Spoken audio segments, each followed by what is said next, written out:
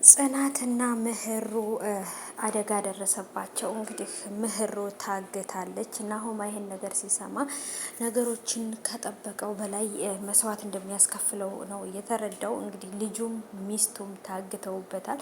ምን ማድረግ እንዳለበት ግራ ተጋብቶ እንግዲህ ይሄኛው ልጅ ሊገለው ሁላ ነበር በፊት ተላፍኖ እና ጽናትም ተዘርራ ወድቃለች። ምክንያቱም ምህሩ ሲወስዷት ስላየች እሷን አድናለሁ ብላ ራሷም ትልቅ ችግር ውስጥ ገብታለች። እውነት ለመናገር ቤተሰቦች ነገሮች ከጠበቅ ነው በላይ በጣም ከባድ እየሆነ ነው።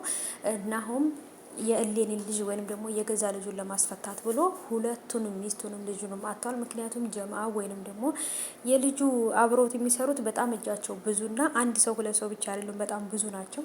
ይሄ ነገር ደግሞ እንግዲህ ያመጣውን ነገር አይታችኋል። ሰላም ውድ የተከበራችሁ የቻናሌ ተከታታዮች እንዴት ናችሁ? ከኔ ጋር ሁሉ ሰላም ነው። ሰላማችሁ ይብዛልኝ ባላችሁበት ውድ ቤተሰቦቼ። ለዚህ ቻናል አዲስ ከሆናችሁ ሰብስክራይብ አድርጋችሁ ቤተሰቡን ነባሮች ዌልካም እንኳን በሰላም መጣችሁ ብያለሁ። ተወዳጁ የጽናት ድራማ እንግዲህ እጅግ በጣም በሚያሳዝን ሁኔታ እንግዲህ ያለው ነገር እንዳያችሁት ነው ማለት ነው ውዶቼ።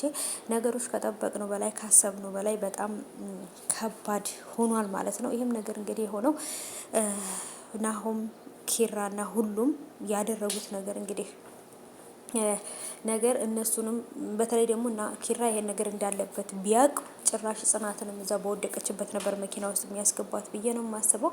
ግን እውነት ለመናገር እየተፈጠረ ያለው ነገር ከዚህ በላይ ገና ብዙ መስዋዕት ሊያስከፍላቸው የሚችል ነገር ነው። እሱን እስካለቀቁት ድረስ ይሄ ልጅ ካልተለቀቀ አሁንም ቢሆን ምህሩና ወይንም የናሆም ልጅ አይለቀቁም።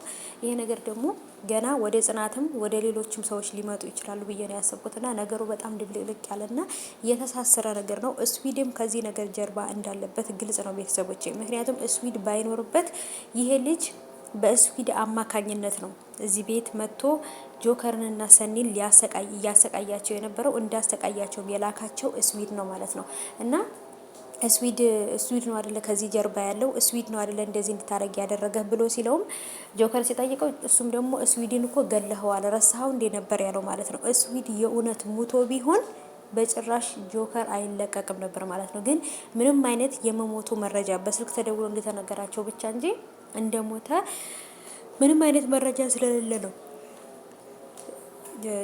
ጆከር የተለቀቀው ማለት ነው። ስለዚህ ውዶቼ ከምንም በላይ የስዊድ መገኘት ለሁሉም ሰዎች ህይወት ጥያቄ መልስ ነው ብዬ ነው የማስበው።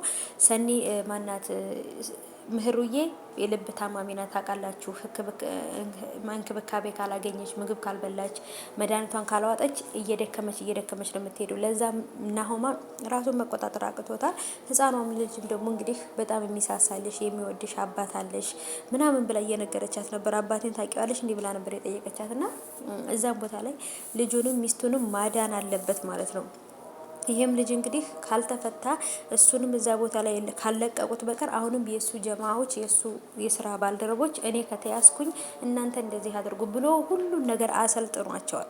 ጽናትም ደግሞ በቃ አልቻልኩም እኔንም ሁለት ስለነበሩ ስላልቻልኳቸው ምህሩን ይዘዋት ሄደዋል ብላ ስትለው በጣም ነበረ ስሜታዊ የሆነው።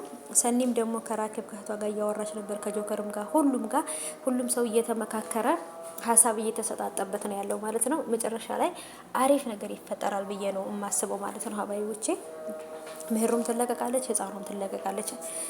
ናሆማ በጣም ጀግና ነው፣ አስተዋይ። በእርግጥ ናሆም ችግሩ ምንድነው? ይቸኩላል። በመቸኮል ምክንያት ደግሞ በጣም ብዙ ነገሮችን ያበላሻል። ስለዚህ መረጋጋት አለበት። ልጄን እያለ ልጁን ለመፈለግ የሆነ ነገር ባረገ ሰዓት ጭራሽ ደግሞ ሚስቱም ተጨምራለች ምህሩ ማለት ነው። ይሄን ነገር በጣም ከባድ ነው። ምህሩ እንደታገተች አብዛኛውንም ሰው ሰምቷል፣ አብዛኛውንም ሰው ደግሞ አልሰማም። በተለይ እሌኒ አልሰማችም ማለት ነው።